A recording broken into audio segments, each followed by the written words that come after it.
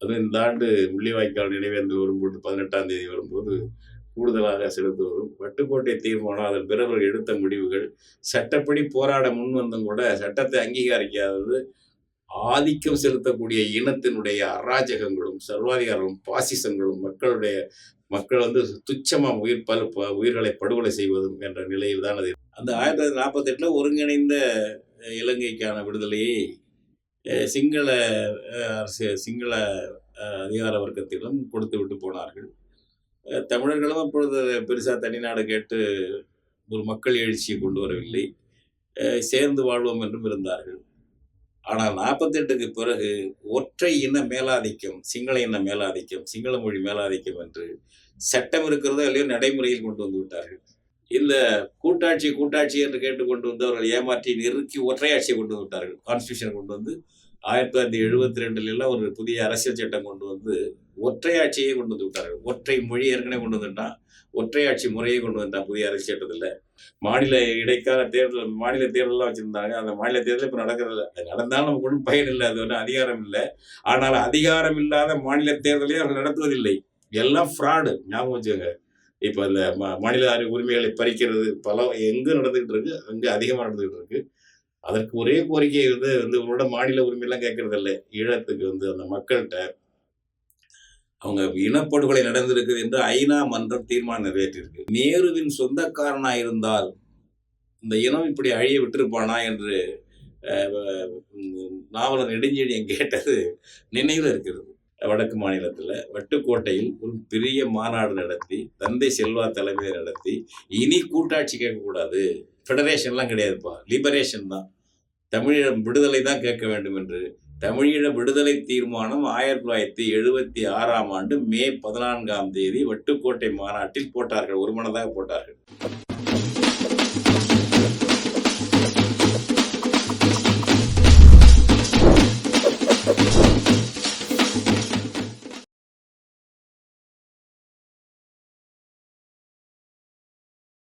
அன்பார்ந்த தமிழ் பெருமக்களே, வணக்கம். வட்டுக்கோட்டை தீர்மானம் என்று பிரபலமாக தமிழீழத்திலே நடந்த ஒரு மாநாடு பற்றி உலகெங்கும் வாழும் தமிழர்களிடம் பேச்சு எப்பொழுதும் உண்டு. அந்த வட்டுக்கோட்டை தீர்மானம் நிறைவேற்றி 50 ஆண்டுகள் நிறைவடைகிறது. அந்த வட்டுக்கோட்டை தீர்மானத்தினுடைய பொன்விழாவை, 50ஆம் ஆண்டு விழாவை தமிழீழத்திலும் புலம்பெயர்ந்த நாடுகளில் வாழும் தமிழர்களும் எழுச்சியோடு கடைபிடித்து அவர்களுடைய ஈகங்களை, வீரங்களை, எதிர்கால கடமைகளை நினைவூட்டி பேசி வருகிறார்கள். அந்த வகையில் நாம் அந்த வட்டுக்கோட்டை தீர்மானத்துக்கு பாராட்டு தெரிவிப்பதும், அதன் பிறகு நடந்த நிகழ்வுகள், அந்த வட்டுக்கோட்டை தீர்மானத்தின் சாரம் என்ன என்பதை பற்றியும் சிறிது உரையாடுவோம். டச்சுக்காரர்களால் போர்ச்சுகீசியர்களால் முதலில் ஆக்கிரமிக்கப்பட்டது அந்த இலங்கை தீவு என்று இன்றைய சொல்லக்கூடிய பகுதி. இந்த பேரெல்லாம் பிற்காலத்தில் வருகிறது. இலங்கை தீவு எல்லாம் அதற்கு முன்பாக அது 3 நாடுகளாக இருந்திருக்கிறது. ஒன்று சிங்களம் பேசக்கூடிய பகுதி, தென்பகுதி தனியாக இருந்திருக்கிறது. கண்டி நாடு என்று தனியாக இடையில ஒன்று இருந்திருக்கு. அதில் தமிழர்கள், சிங்களர்கள் மற்றவங்களாம் சேர்ந்து இருந்திருக்காங்க. அதன் பிறகு ஈழ நாடு என்று நம்முடைய தமிழர்களுக்கு மட்டுமே உரிய நாடாக ஈழம் என்பது இருந்திருக்கிறது. இப்படி அவங்கவுங்க அங்கங்கே அரசுகள் நடந்துகிட்டு இருந்திருக்கு. இதுல முதல்ல போர்த்துகீசியர்கள் வந்திருக்கிறாங்க. 17ஆம் நூற்றாண்டுல வந்திருக்காங்க. 16, 17 நூற்றாண்டுல. அதன் பிறகு டச்சுக்காரர்கள், அதன் பிறகு ஆங்கிலேயர்கள். 1833ஆம் ஆண்டு ஒருங்கிணைந்த ஒரு இலங்கையை உருவாக்கி அவர்கள் நிர்வாக கட்டமைப்பு கொண்டு வந்து விட்டார்கள். அப்படித்தான் இந்த சிங்களன் கையிலே தமிழ்நாடு போனது. தமிழீழம் போனது சிங்களன் கையிலே. யாரானா வெள்ளைக்காரனால், வணிக வேட்டையாடிகளால் என்பதை ஞாபகம் வைத்துக் கொள்ளுங்கள். பல நாடுகளை உலகத்தில் அப்படி பண்ணிட்டாங்க. இந்தியாவிலையும் பண்ணியிருக்காங்க. அந்த மாதிரி பண்ணிட்டாங்க. அவர்கள் விடுதலை கொடுத்து விட்டு போனது 1948. அந்த 1948 ஒருங்கிணைந்த இலங்கைக்கான விடுதலையை சிங்கள அதிகார வர்க்கத்திடம் கொடுத்து விட்டு போனார்கள். தமிழர்களும் அப்பொழுது பெருசா தனிநாடு கேட்டு ஒரு மக்கள் எழுச்சியை கொண்டு வரவில்லை. சேர்ந்து வாழ்வோம் என்றும் இருந்தார்கள். ஆனால் 48க்கு பிறகு ஒற்றை இன மேலாதிக்கம், சிங்கள இன மேலாதிக்கம், சிங்கள மொழி மேலாதிக்கம் என்று சட்டம் இருக்கிறதோ இல்லையோ நடைமுறையில் கொண்டு வந்து விட்டார்கள். அப்பொழுது ஒற்றை அதிகார மையமாக கொழும்பு மாறிவிட்டது. அப்பொழுதுதான் நம்முடைய தலைவர்கள் எல்லாம் ஒரு கூட்டாட்சி முறை வேணும், ஒரு ஃபெடரேஷன் வேணும். எங்களுக்கு ஒரு மாநிலம், மாநிலத்துக்கு தன்னாட்சி இதெல்லாம் வேண்டும் என்று பட்டியலிட்டு கேட்டுக்கொண்டிருக்கிறார்கள். ஆனால் அவர்கள் மேலும் மேலும் நெருக்கி இருக்கின்ற உரிமைகளையும் பறிக்கிறார்கள். இப்ப 1956 வாக்குல இலங்கை குடியுரிமை சட்டம் கொண்டு வந்து சிங்களர்களை குடியுரிமையாக்குகிறார்கள். தமிழர்கள் பல பேர், லட்சக்கணக்கான பேர் பல பேர் அங்க குடிமக்களா ஆக்கவில்லை.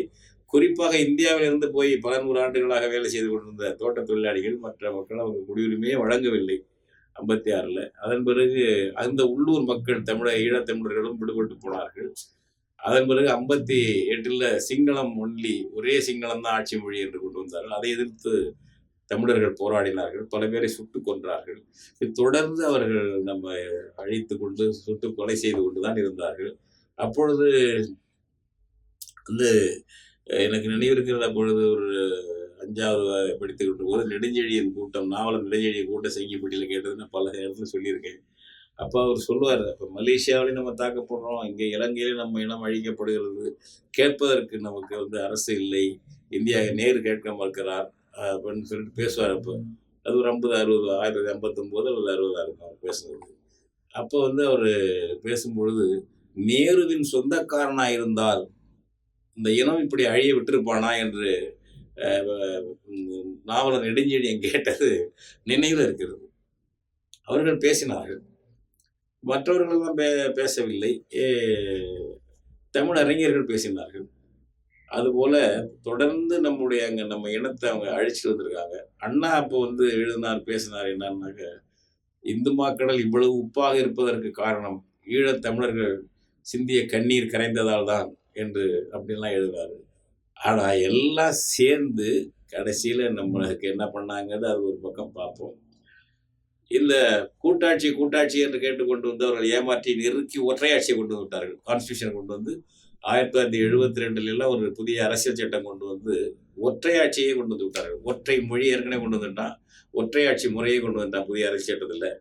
அப்பொழுதுதான் 1976ஆம் ஆண்டு வட்டுக்கோட்டை என்ற இடத்துல, யாழ்ப்பாணம் பக்கத்தில், வடக்கு மாநிலத்தில் வட்டுக்கோட்டையில் ஒரு பெரிய மாநாடு நடத்தி, தந்தை செல்வா தலைமையை நடத்தி, இனி கூட்டாட்சி கேட்கக்கூடாது, ஃபெடரேஷன்லாம் கிடையாதுப்பா, லிபரேஷன் தான், தமிழீழம் விடுதலை தான் கேட்க வேண்டும் என்று தமிழீழ விடுதலை தீர்மானம் 1976ஆம் ஆண்டு மே 14ஆம் தேதி வட்டுக்கோட்டை மாநாட்டில் போட்டார்கள். ஒருமனதாக போட்டார்கள்.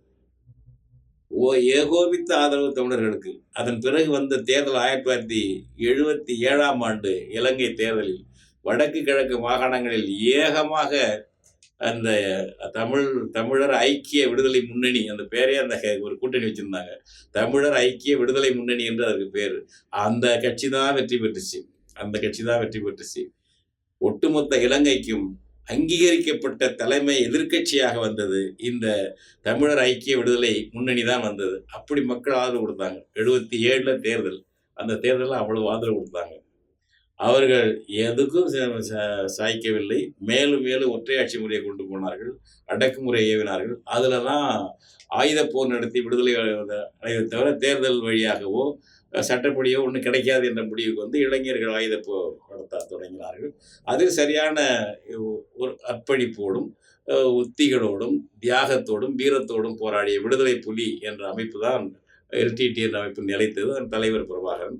அது வந்து நிலைத்து அவர்கள் போராடி உலக நாடுகள் சில தலையிட்டு ஒரு சமரசம் பண்ணி இடைக்கால அரசு ஏற்படுத்தக்கூடிய அளவுக்கு அந்த இடைக்கால அரசும் பிரபாகரன் தலைமையிலே இலங்கை ஈழத்தில் நடந்தது. அப்படியெல்லாம் வளர்ச்சி பெற்று கடைசியில் நம்மை அழித்தார்கள். வந்து 2009ஆம் ஆண்டு இந்த மே 17, 18 அந்த முள்ளிவாய்க்கால் நடந்த அழிப்புல தான் கிட்டத்தட்ட அந்த நாள்களில் மட்டும், அந்த முள்ளிவாய்க்கால் பகுதியில் மட்டும் 1.5 லட்சம் ஈழத்தமிழர்கள் படுகொலை செய்யப்பட்டார்கள் என்று தன்னார்வ அமைப்புகள் வந்து கணக்கெடுத்து கூறுகின்றன. நம்பர் உட்பட சொல்லுகின்ற 1,49,000 சொல்லுகிறார்கள் எவ்வளவு பேர் கொல்லப்பட்டார்கள் என்று. அந்த முள்ளிவாய்க்கால் நோக்கி அவங்க வரும் பொழுதே கடைசி முள்ளிவாய்க்கால் எவ்வளவு என்று கொல்லப்பட்டார்கள் என்று. அவ்வளவு பேரழிவு. காணாமல் போனவர்கள் ஏராளம், இன்னும் காண வேண்டிய லட்சக்கணக்கான மக்கள் ஊர்வலம் போய் அண்மையில் கூட சில ஆண்டுகளுக்கு முன்பாக காணாமல் போனவர்கள் கணக்கு கூட எங்கே இருக்காங்க சொல்லு என்றெல்லாம் கேட்டார்கள். இவ்வளவு ஈகங்கள் நடந்திருக்கு. இப்போ இந்த ஈகங்களுக்கு இடையிலே இது நடந்தாலும் அச்சப்படாமல் ஈழத்தமிழர்களும் சரி, வெளிநாடுகளில் வாழும் தமிழர்களும் சரி, வட்டுக்கோட்டை மாநாட்டு தீர்மானங்கள் நினைவு ஏற்படுத்துகிறார்கள். நாமும் நினைவுபடுத்த வேண்டும். ஒரே ஒரு நினைவுபடுத்துகிறோம். இந்த நாடுகளை உருவாக்கியவன் வெள்ளைக்கார வேட்டைக்காரர்கள், ஏகாதிபத்தியவாதிகள். இப்போ இந்தியா உருவாக்கணும் அதுதான். நமக்கு இருந்து தமிழ்நாடு இருந்தது, உத்தரப்பிரதேச தனியாக அது தனி நாடு இருந்துச்சு, அகத்திய நாடு இருந்தது, அவன் நாடு அவன் மொழி இருந்தது. எல்லாத்தையும் இணைச்சி வணிக கொள்ளைக்காக, வணிக வேட்டைக்காக உருவாக்கியவர்கள் இவர்கள். கடைசியில் அந்தந்த இனத்தினுடைய ஒற்றை இன ஆதிக்கமும் ஒற்றை மொழி ஆதிக்கமுமாக வந்து மற்ற இனங்கள் மற்ற மொழிகளெல்லாம் அதில் பாதிக்கப்படுகின்றன என்ற நிலையை உண்டாக்கினார்கள். அதை கண்டுகொள்வதில்லை அவர்கள். வெள்ளைக்காரனோ பிரெஞ்சுக்காரனோ இந்த டச்சுக்காரன் போர்ச்சுகீசியனெல்லாம் நம்மளால் தானே இவ்வளோ நேர்ந்துச்சு என்று அவர்கள் கண்டுகொள்வதில்லை. கண்டுகொள்ளாமல் அவர்கள் இருப்பார்கள். அந்தந்த மக்கள் துன்பப்படுகிறார்கள், போராடுகிறார்கள், அவர்கள் மொழி அழிக்கப்படுகிறது, இனம் அழிக்கப்படுகிறது. அந்த நிலைமையைத்தான் ஈழத்தில் பார்க்குறோம். நம்ம இந்தியாவிலையும் அப்படிப்பட்ட முறையில் தான் இன்றைக்கி தமிழர்களுக்கு ஒரு இந்தி மொழி திணிக்கப்படுவதும் மாநிலங்களுடைய உரிமைகள் மேலும் மேலும் பறிக்கப்படுவதும் நடந்துகிட்டு இருக்கு. இதை வந்து இன்னொரு சந்தர்ப்பத்தில் பேசுவோம். இப்படித்தான் அவர்கள் உருவாக்கியது இந்த மாதிரி வந்துட்டு இருக்கு. நாம் நம்முடைய அந்த ஈழத்தமிழர்களுக்கு வீர வணக்கம் செலுத்துவதும், அதுவும் இந்த ஆண்டு முள்ளிவாய்க்கால் நினைவேந்தல் வரும்போது 18ஆம் தேதி வரும்போது கூடுதலாக செலுத்துவதும், வட்டுக்கோட்டை தீர்மானம் அதன் பிறகு எடுத்த முடிவுகள் சட்டப்படி போராட முன் வந்தும் கூட சட்டத்தை அங்கீகரிக்காதது ஆதிக்கம் செலுத்தக்கூடிய இனத்தினுடைய அராஜகங்களும் சர்வாதிகாரங்களும் பாசிசங்களும் மக்கள் வந்து துச்சமாக உயிர்களை படுகொலை செய்வதும் என்ற நிலையில் தான் அது இருக்கிறது. எனவே இப்பொழுது நம்முடைய இந்த அவர்களுக்கு வீர வணக்கம் செலுத்துகிறோம், நன்றி செலுத்துகிறோம். இந்த வரலாற்று பெருமிதத்தோடு நம்முடைய தமிழ் அறிஞர்கள் உலகத்தில் இருந்த ஃபெடரேஷனை பற்றி எல்லாம் ஆய்வு பண்ணி நூல் எழுதி தனிநாடு கேட்டிருக்கிறார்கள். அதெல்லாம் நமக்கு படிப்பினை ஒரு பக்கம். இரண்டாவதாக இப்பொழுது என்ன, இன்றைக்கும் அந்த ஈழத்திலே ஒரு சாதாரண ஜனநாயக உரிமைகள் இல்லை. இராணுவத்தை சுற்றி உலக்கி வச்சுட்டு இருக்காங்க. மாநில இடைக்கால தேர்தல், மாநில தேர்தலாம் வச்சுருந்தாங்க. அந்த மாநில தேர்தல் இப்போ நடக்கிறதில்ல. அது நடந்தாலும் நமக்கு ஒன்றும் பயன் இல்லை, அது ஒன்றும் அதிகாரம் இல்லை. ஆனால் அதிகாரம் இல்லாத மாநில தேர்தலையும் அவர்கள் நடத்துவதில்லை. எல்லாம் ஃப்ராடு, ஞாபகம் வச்சுக்கோங்க. இப்போ இந்த மாநில உரிமைகளை பறிக்கிறது எங்கே நடந்துகிட்டு இருக்கு, அங்கே அதிகமாக நடந்துகிட்டு இருக்கு. அதற்கு ஒரே கோரிக்கை வந்து இவங்களோட மாநில உரிமையெல்லாம் கேட்கறதில்லை. ஈழத்துக்கு வந்து அந்த மக்கள்கிட்ட அவங்க இனப்படுகொலை நடந்திருக்குது என்று ஐநா மன்றம் தீர்மானம் நிறைவேற்றிருக்கு. அமெரிக்கா கொண்டு வந்த மனித உரிமை மன்றத்தை கொண்டு வந்த தீர்மானத்தை ஆதரிச்சு இந்தியா ஆதரிக்கல, எதிர்த்தது. கடைசி காலத்தில் அது நடுநிலை வைக்கணும்னு ஒதுங்கிடுச்சு. இவ்வளோ படுகொலைகளுக்கு அமெரிக்காக்காரனே விசாரணை பண்ணணும், பன்னாட்டு நிறுவனம் வந்து சிவில் ரைட்ஸ் ஆர்கனைசேஷனை வச்சு விசாரணை செய்ய வேண்டும் என்று ஐநா மன்றத்தினுடைய மனித உரிமை கவுன்சில் தீர்மானம் நிறைவேற்றியது. இந்தியா ஆதரிக்கவில்லை, எதிர்த்தது குறிப்பிட்டவரை. அப்புறம் ஒதுங்கி கொண்டு நாங்கள் ஓட்டுநரோட கலந்துகள் நடித்தது. எப்பொழுதும் வந்து செத்து போனவனுக்கு வந்து ஒரு விசாரணை வேண்டும், நீதி வேண்டும் என்பதற்கு கூட வந்து இந்தியா ஆதரிக்கலை.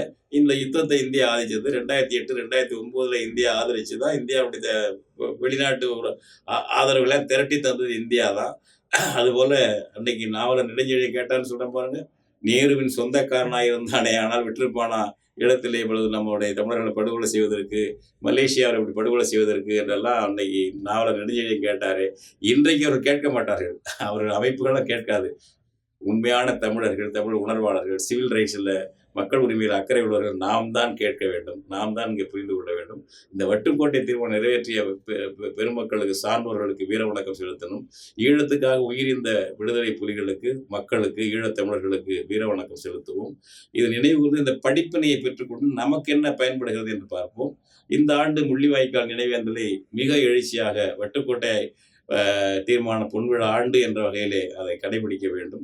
ஓராண்டு கடைபிடிக்க வேண்டாம் என்று சொல்லியிருக்கிறார்கள். 2026 மேயிலிருந்து 2027 மே வரை ஓராண்டு இந்த வட்டுக்கோட்டை தீர்மானத்தை பற்றிய கருத்தரங்குகள், பேச்சுக்கள் நடக்கலாம் என்று சொல்லியிருக்கிறார்கள். அவரவர்கள் வாய்ப்புக்கேற்ப அவர்கள் அதை கடைபிடிக்கலாம். ஈழத்தமிழர்களுக்கு, அந்த மாவீரர்களுக்கு, விடுதலையிலே உயிர் தியாகம் செய்தவர்களுக்கு, அவர்களுக்கு வீர வணக்கம். சிறப்பாக ஒரு ஒரு இனத்தினுடைய உரிமைகளை எடுத்து பேசி, ஐநா வரையில் போய் பேசி, உலக நாடுகளோடெல்லாம் விளக்கி அந்த விவரம் கொடுத்த ஈழத்தமிழ் அறிஞர்களுக்கு, தந்தை செல்வா போன்றவர்களுக்கு நம்முடைய நெஞ்சார்ந்த வணக்கத்தை, வீர வணக்கத்தை தெரிவித்துக் கொள்கிறோம். நன்றி, வணக்கம். இவ்வாறான பல செய்திகளை, பல சிக்கல்களுக்கு விடை கிடைக்கக்கூடிய செய்திகளை தமிழர்கள் நோட்டம் வலைவழியில் வெளிப்படுத்தி வருகிறோம். இது தற்சார்பாக செயல்படுவதற்கு நிதி தேவைப்படுகிறது.